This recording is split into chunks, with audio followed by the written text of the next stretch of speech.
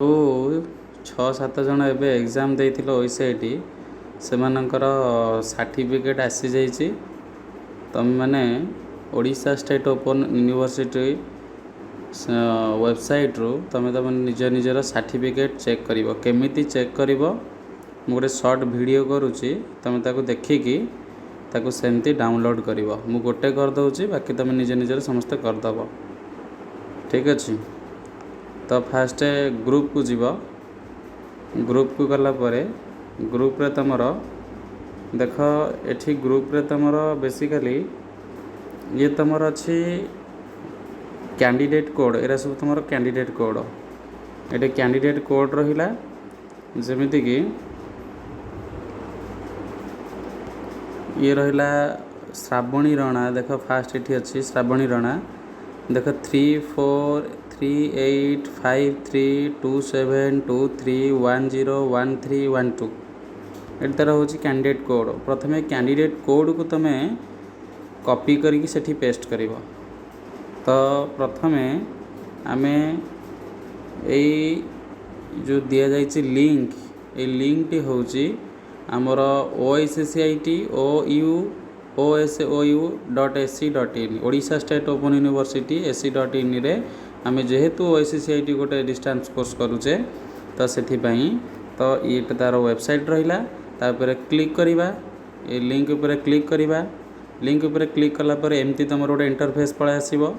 Interface आसला परे तमे फास्ट ऑफ ऑल कौन करिवो, देख एठी लिखा है सिलेक्ट कोर्स। से सिलेक्ट कोर्स रे यही जगह तुम क्लिक करिवो। एई जगह रे क्लिक कले तुमर आसीबो ओसीसीआईटी, ओसीओसी, ओसीआईटी ए, ओसीआईटी ए प्लस। तमे कौन करूछ ओसीसीआईटी करूछ तो तमे ओसीसीआईटी ऊपर क्लिक करिवो।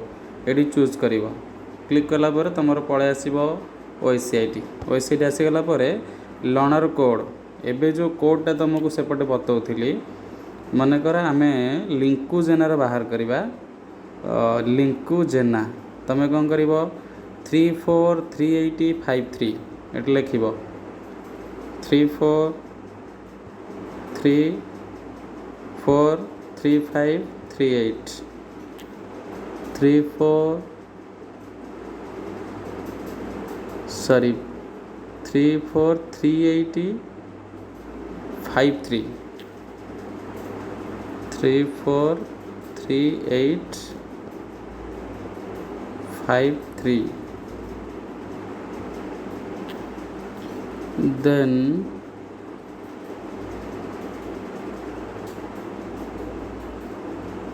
892310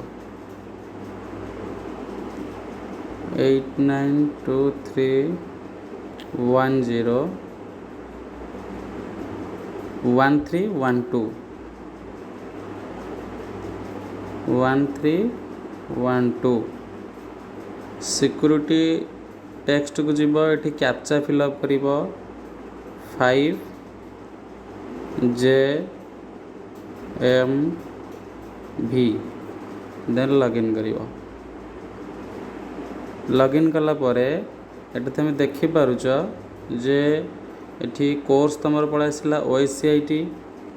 एठी तापर तार लर्नर कोड पळे आसिला। एठी लिंकू जेना नेम शो कला लर्नर नेम। आमर एटा LC code authenticate learning centre code. Admission batch होची अक्टोबर 2023 रे से एडमिशन करथिला।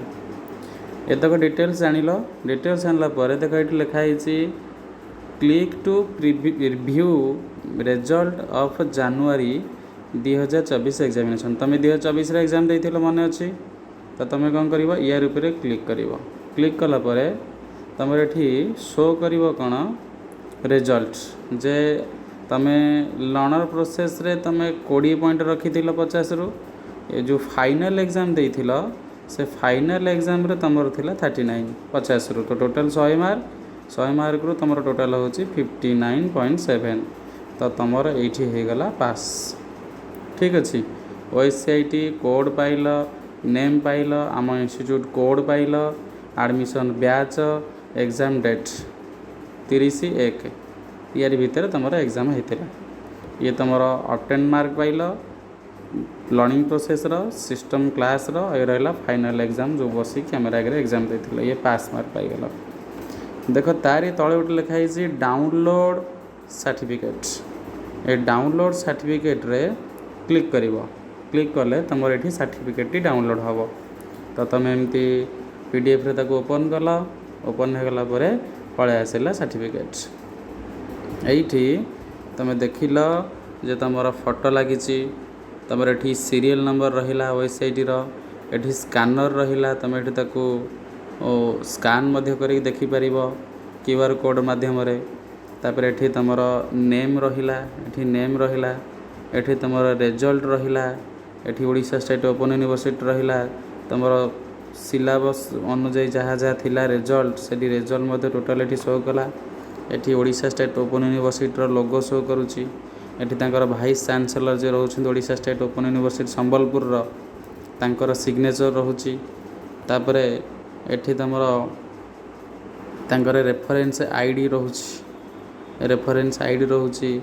तांकर एडमिशन बैच से समय अक्टोबर रोची October date of issue February रे इश्यू हैला एवरीथिंग जिनस तुम सर्टिफिकेट रे पाई परिबो। आउ ये होची all India validate all private job all government job जिते प्रकार जॉब रे तुम ए सर्टिफिकेट को व्यवहार करिकी जॉब पाई परिबो। आगु को तो जते सब पोस्ट आसुचे बे रिसेंटली देखो मेंशन होची डायरेक्ट तेणु तुम्हें माने परफेक्ट टाइम रे करिच एमती ताकू डाउनलोड कर माकू मध्य ग्रुप रे पठे दउची आकू डाउनलोड करिकी तमे इमीडिएटली रख एवं बेसिकली मु आपको हार्ड कॉपी आसला पर तुम डाकी पठेदेवी वही जदि लेट हुए ना मो इंस्टीट्यूट प्रिंट बाहर कर देवी। ठीक अच्छे थैंक यू।